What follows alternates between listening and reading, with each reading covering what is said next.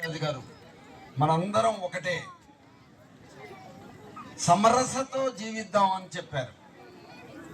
ఎంత సమరసత అంటే ఇక్కడ అర్చకులని పిలిచారు, వాళ్ళకి సన్మానం చేయాలి అని పిలిచారు, వాళ్ళు స్వీకరించాల, వాళ్ళు అందరికీ ఆశీస్సులు ఇచ్చారు. ఇదే ఇదే హిందుత్వం.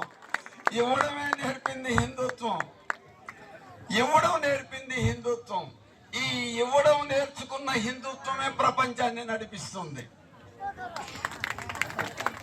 ప్రపంచానికి శాంతి కావాలి, ప్రపంచానికి శాంతి కావాలంటే ఇవ్వడం నేర్చుకోవాలి.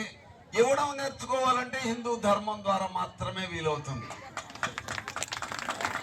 అమ్మగారు ఉదయాన్నే వంకాయలు కొన్నారు, ఒక కిలో వంకాయలు కొన్నారు. ఒక కిలో వంకాయలు కొంటే ఒక కాయ ఎక్స్ట్రా ఇచ్చింది ఆమె గంపలో నుంచి. దాన్ని ఏమంటారమ్మా?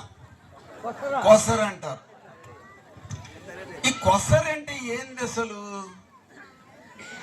ఎందుకు ఇస్తారు కొసరు? ఎందుకు ఇస్తారంటే ఇది దేశంలో అన్ని ప్రాంతాల్లో ఉందండి. కాశ్మీర్ నుంచి మీరు కన్యాకుమారి దాకా, తమిళనాడులో ఉంది, మలయాళం కేరళలో ఉంది, తెలంగాణ, ఆంధ్ర, కర్ణాటక, గుజరాత్ అన్ని దగ్గరలో ఉంది.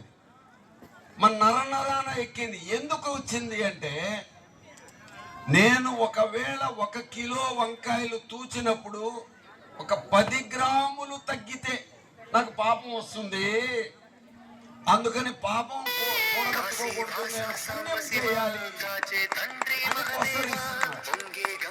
కొద్దిగా మారింది.